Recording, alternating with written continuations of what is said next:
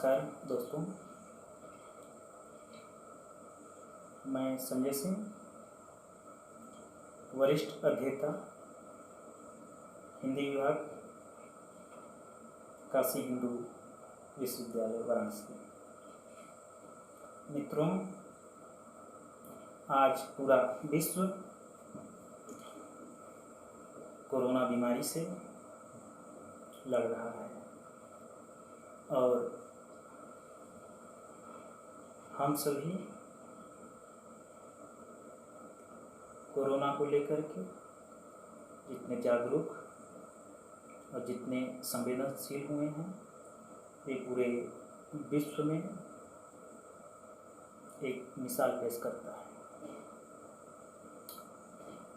ऐसे समय में जब पूरी दुनिया एक घर में बंद होकर रह रही है, ऐसे समय में कुछ नया कर पाना हर व्यक्ति के सामने एक चुनौती है। ऐसे समय में एक साहित्य के विद्यार्थी या कहें साहित्य के शोधार्थी की क्या भूमिका होनी चाहिए, आज इसी पर आधारित यह बातचीत मैं आप लोगों के साथ करूँगा। मित्रों, बहुत से साथी अपने घरों को जा चुके हैं और कुछ साथी हॉस्टल में या लॉज में रह रहे हैं। जो साथी घर चले गए हैं, उनके पास पढ़ने की संसाधन बहुत सीमित हैं। उनके लिए इस कोरोना काल में कुछ नया करने, कुछ कर गुजरने के जो साधन हैं सीमित हैं, लेकिन बंद नहीं हैं। या हम कहें आज डिजिटल युग में कोई भी व्यक्ति कहे कि मेरे पास संसाधन पढ़ने की नहीं है तो एक आश्चर्य होगा। साथियों, आज बहुत सारे विश्वविद्यालय वेबिनार कर रहे हैं। ऐसे समय में जिन सेमिनारों में हम लोग जा नहीं पाते थे या प्रतिभागिता नहीं कर पाते थे, उन सेमिनारों का लाभ, सुनने का लाभ, समझने का लाभ या कुछ नया सीखने का लाभ हम लोग नहीं उठा पाते थे। लेकिन आज कोरोना काल में हम प्रतिभागी भी नहीं हैं, हम उतने उत्सुक भी नहीं हैं। फिर भी जब मन कर रहा है, जब इच्छा कर रहा है उस वेबिनार को सुनने का, उस किसी विशेष विद्वान को सुनने का, तो हम किसी भी समय उसके साइट पर जा कर के उनके व्याख्यान को सुन सकते हैं, समझ सकते हैं। अच्छा लगे तो उस पर कुछ लिख पढ़ सकते हैं। मेरे कुछ साथी मुझसे कह रहे थे कि मेरे पास लिखने पढ़ने का साधन बहुत कम है, जो भी साधन है वो हॉस्टल में, लॉज में ही रह गया है। ऐसे साथियों को मैं कहना चाहूँगा कि वे साहित्यिक विधा, रेखा चित्र है, संस्मरण है, जीवनी है, इस पर कुछ लिख पढ़ सकते हैं। यह करने से उनके भीतर एक रचनात्मक ऊर्जा ही नहीं सृजित होगी, बल्कि उनके अंदर एक आत्मविश्वास जगेगा कि वो भी कुछ लिख पढ़ सकते हैं, कुछ कर सकते हैं और साहित्य में अपना योगदान दे सकते हैं। केवल कविता लिखना ही साहित्यिक जागरूकता नहीं है। हम कविता भले ही न लिखें, लेकिन जो समाज में विभिन्न समस्याएं हैं उसको लेकर के अपनी रचनात्मक प्रस्तुति इस समय बेहतर तरीके से कर सकते हैं। ऐसे समय में जब हम कहीं न आ रहे हैं, न कहीं जा रहे हैं, बस नियमित दिनचर्या करते हुए पढ़ना लिखना, खाना पीना और घर में ही रहना है। ऐसे समय में आपके पास एक सुनहरा अवसर है। इस अवसर का आप लाभ बेहतर तरीके से कर सकते हैं। और शोधार्थी जो भी लोग हैं, जो भी साथी शोध कर रहे हैं, उनके पास यह एक कहें स्वर्णिम काल चल रहा है कोरोना का। वे घर में रह करके एक सुंदर साहित्य का सृजन कर सकते हैं। ऐसे में हमारे बीच कुछ लोग साहित्यिक सृजन कर रहे हैं। मुख्य रूप से मैं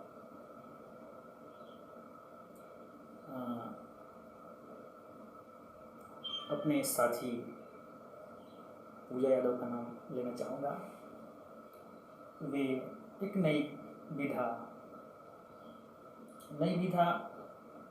साहित्य में नहीं, उनके जीवन में नई विधा जो काव्य लेखन की विधा है, वे अपने एक नए रूप में, नए सोच में, नए तरीके से काव्य लेखन कर रहे हैं और उसके अमूलचूल परिवर्तन भी देखने को मिला है।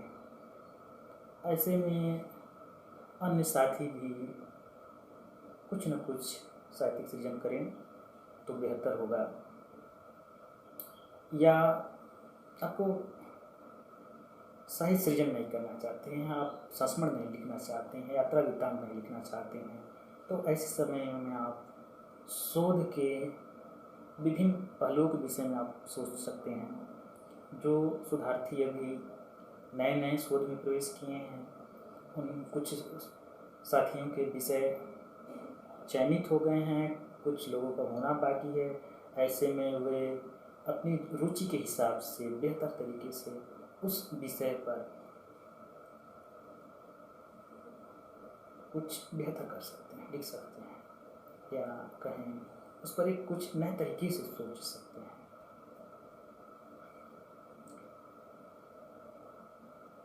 ऐसे समय में जब व्यक्ति हताश निराश हो रहा है, ऐसे समय में युवाओं, विशेषकर पढ़े लिखे जो युवा हैं, उन लोगों को एक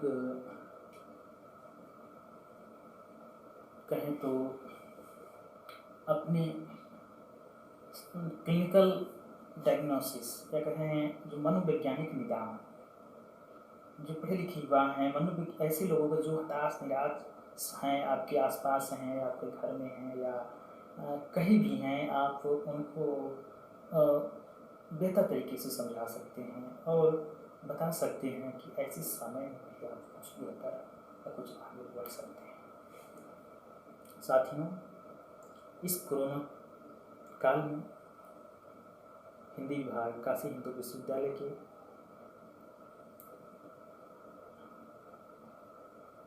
प्रोफेसर रिटायर हो रहे हैं। उनके संदर्भ में कुछ प्रोग्राम हो रहे हैं, वेबिनार हो रहे हैं, जो कि कोरोना काल को ध्यान में रखते हुए वेबिनार है, नहीं तो संगोष्ठी या सेमिनार होता उनके सम्मान में, उनकी विदाई में।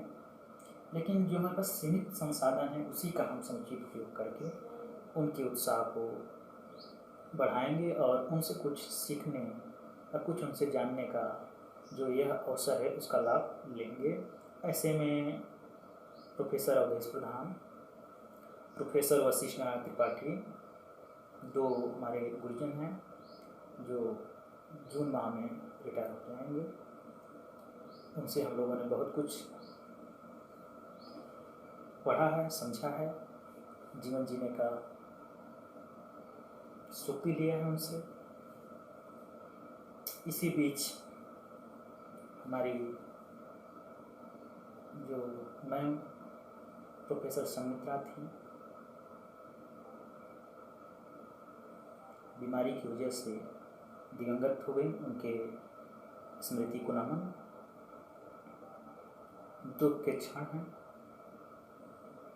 लेकिन इसी में जीना है। दुख सुख जीवन के पहलू हैं, एक आएगा एक जाएगा, लेकिन ऐसे समय में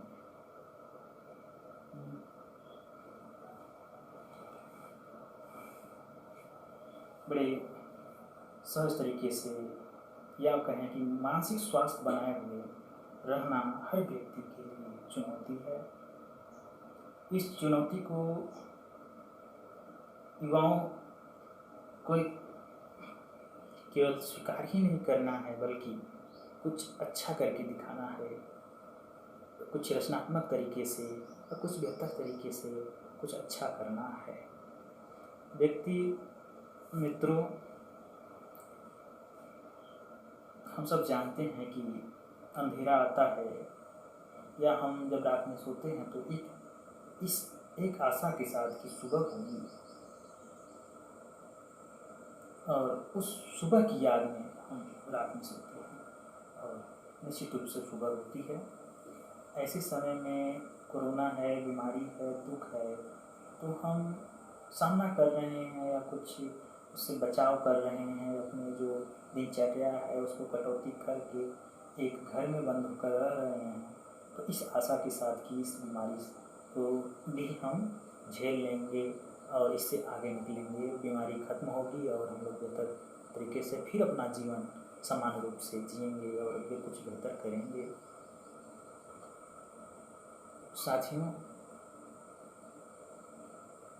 हमारे गुरुकुल के कुछ साथी शोध कर चुके हैं और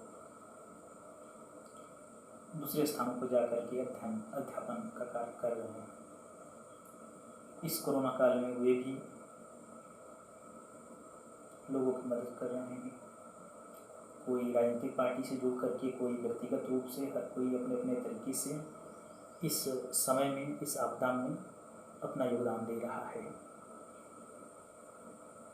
मित्रों, रोग कोई कितना भी बड़ा हो, लेकिन हौसला, व्यक्ति के हौसला को डिगा नहीं सकता। अगर व्यक्ति यह मान ले कि हम हर परिस्थिति में कुछ बेहतर करेंगे, कुछ अच्छा करेंगे, तो कोई भी आपदा व्यक्ति को डिगा नहीं सकता या व्यक्ति को अस्थिर नहीं कर सकता।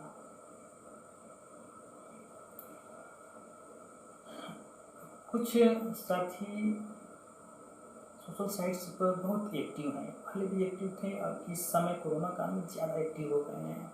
कि मित्रों, ऐसे मित्रों को कहना है कि सोशल साइट का बेहतर प्रयोग और सीमित प्रयोग ही अच्छा हो,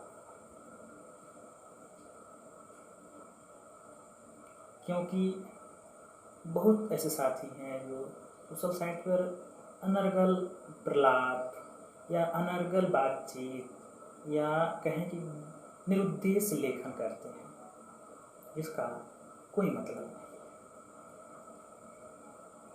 हमारा घर है, घर में कोई समस्या है तो उस पर हम लोग मिलकर बैठकर बातचीत करते हैं और उसका निदान करने का या उससे निजात पाने का एक उपाय सोचते हैं। वैसे ही हमारा एक देश है, देश में बहुत सारी समस्याएं हैं, तो उस पर अनर्गल प्रलाप करने के बजाय कुछ बेहतर, या हम कहें आंदोलन, विरोध के लिए आंदोलन या निरुद्देश्य आंदोलन करना भी युवा ऊर्जा को खपत करने के बराबर है।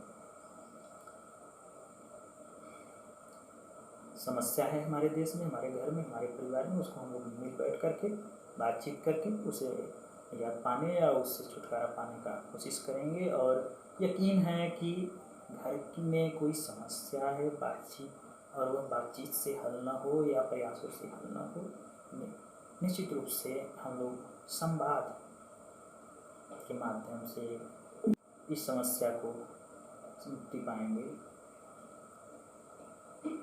आखिर में यही कहना है कि कोरोना काल में हम सब साथियों को मिलजुल करके किसी से अगर कोई कहा-सुनी हुई है तो उसको भी अनदेखा करके या कहीं उस पर मिट्टी डाल करके आगे बढ़ने या कुछ अच्छा बातचीत करने या कुछ बेहतर करने की कोशिश करनी चाहिए। दुख सुख वाद विवाद मतभेद लगे रहते हैं, लेकिन मनभेद नहीं होना चाहिए। मित्रों, इस वैश्विक महामारी में हम लोग अपने नियमित दिनचर्या करते हुए कुछ अच्छा करें, कुछ बेहतर करें और अपने घर परिवार के लोगों को मानसिक रूप से स्वस्थ बनाएं, आसपास के लोगों को मानसिक रूप से स्वस्थ बनाएं। मैं विशेष रूप से मानसिक रूप से स्वस्थ इसलिए कर रहा हूँ कि ऐसे समय में सबसे बड़ी चुनौती मानसिक विकलांग का है, मानसिक अस्थिरता का है।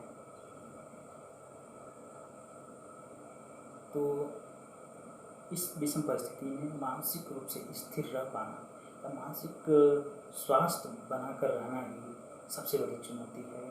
तो युवा साथियों से यही कहना है कि हम लोगों को मिल करके जुल करके एक बेहतर तरीके से एक ऐसा पर्यावरण का क्रिएट करना है, ऐसा वातावरण को बनाना है जिसमें लोग कुछ अच्छा सोचें, कुछ बेहतर करें। इन्हीं शब्दों के साथ नमस्कार।